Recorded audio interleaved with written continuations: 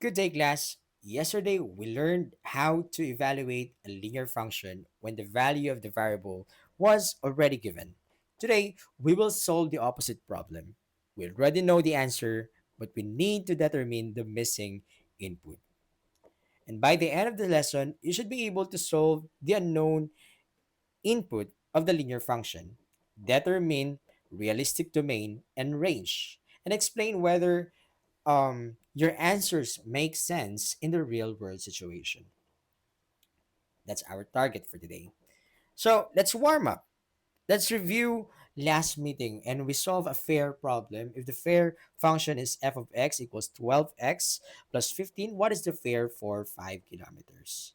Okay, take note, take time to answer this one for 30 seconds, and please feel free to pause this video. Okay, so what is your answer?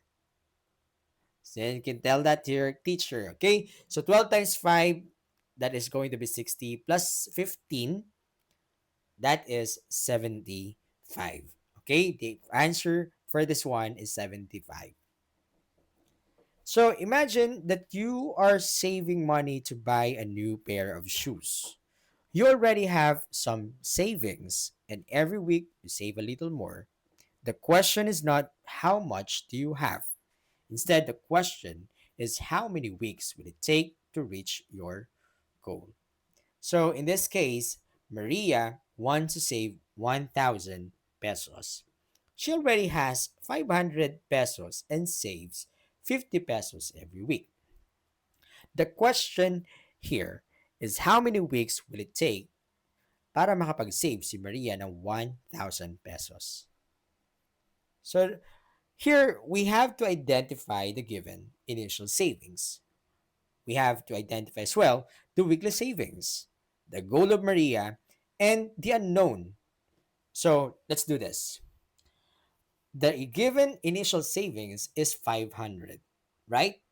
Meron na siyang 500. Weekly savings is 50 pesos. Her goal is 1,000 pesos of savings. And the unknown is the number of weeks. This time, how long would it take? Yun yung sasagutan po natin ngayon. So here, let's define our variable.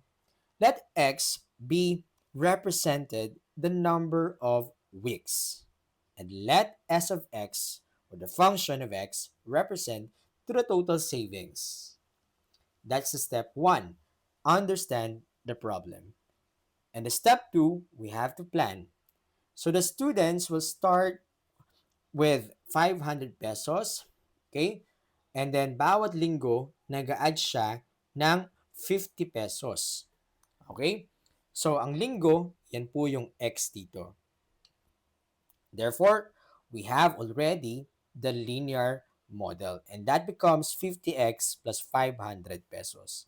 Watch carefully as I solve for x, and this is called the inverse evaluation because we already know the input. Okay? So, ang output pala, alam na natin.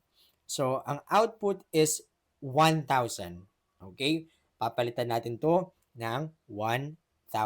So, it will become 50x plus 500 equals 1,000. So, pinagpalit ko na muna sila ng pwesto para mas nasa kaliwa yung ating x. Ngayon, the 50x here will remain because we subtracted 500 to both sides. Okay? Kaya siya malilipat sa kabila. So, ito matatanggal.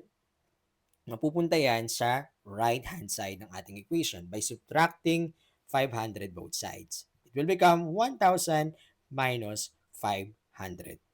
50x equals 1,000 minus 500. That is 500. And dividing both sides by 50, divide natin both sides by 50, nawala ito. Okay, si 500, nag-divide kay 50, 500 divided by 50, that is going to be 10. Okay, so the number of weeks will it take para makapag-ipon si Maria ng 1,000 pesos gamit ng function na to ay 10 linggo. Okay, that's the thing that we solve here. So look back tayo, tingnan natin.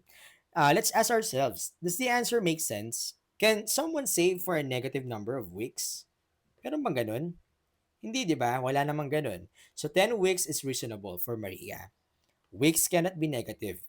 Domain is x is greater than or equal to zeros or the whole numbers only.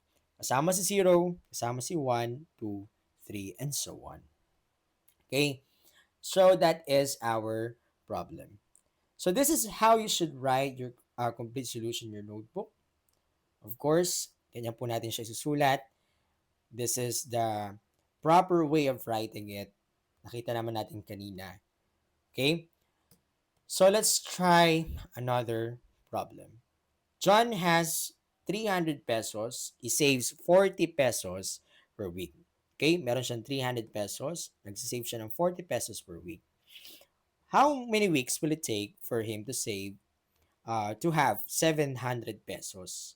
Okay? Yun ang goal ni John. Guide natin siya. So again, the goal is always the output or the S of x. Ha? So we should change S of x here. It will become 40x plus 300 at yung 700 na goal nilagay ko sa right hand side na. O yung S of x nilagay ko sa right hand side na. Okay? So we have to solve it together. Try this one. Subtract natin sa 300 ito, both sides. Tapos divide natin sa 40. Yun na naman ang process doon at malalaman mo na kung ano yung x. Okay, go ahead and try it in your notebook. Let's try to answer. So 40x plus 300 equals 700. 40x would be the remaining here in the left-hand side. Subtract natin si 300 both sides. Malilipat din sa kabila. So it will become 700 minus 300. 40x equals 700 minus 300, that is 400. Dividing both sides by 40.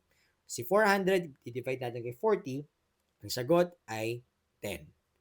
Again, 10 weeks would it take para makapag-ipon si John ng 700 pesos given the condition na meron siya. Okay, now it's your turn. Work with yourself and use the Polias 4 steps. Okay, a student has 250 pesos and saves 75 each week. How many weeks will it take to save 850 pesos? Okay, so let x, hanapin niyo po yan, be the weeks, and solution, write the solution here. Okay, so that's it. Write your answer in your notebook. Now we should proceed to the exit ticket. So a student start with 600 pesos and save 80 pesos per week. How many weeks will it take to reach 1,000 pesos? Let x be equal to weeks. Okay, write the solution. 80x per week yan, plus 600 equals 1,000. So again, lipat natin 600 sa kabila. It will become 80x equals 1,000 minus 600. Subtracting 1,000 by 600, meron ka ng 400. Dividing both sides by 80, ang sagot ay 5. Okay, tama ba? Parehas pa tayo ng sagot? Yan, I hope parehas tayo ng sagot. So as we end this session, key takeaway lang naman, palaging isusulat yung linear model. Pangalawa, solve natin palagi yung unknown input and check if the answer is reasonable. And then state the domain. And at the end of the day, we discovered that every goal begins with one step, and mathematics help us measure the journey.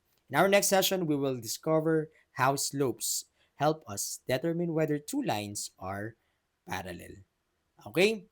At iwan ko po sa inyo tong worksheet assignment. Pakisagutan at ilagay sa notebook ang inyong kompletong solution at sagot. Okay?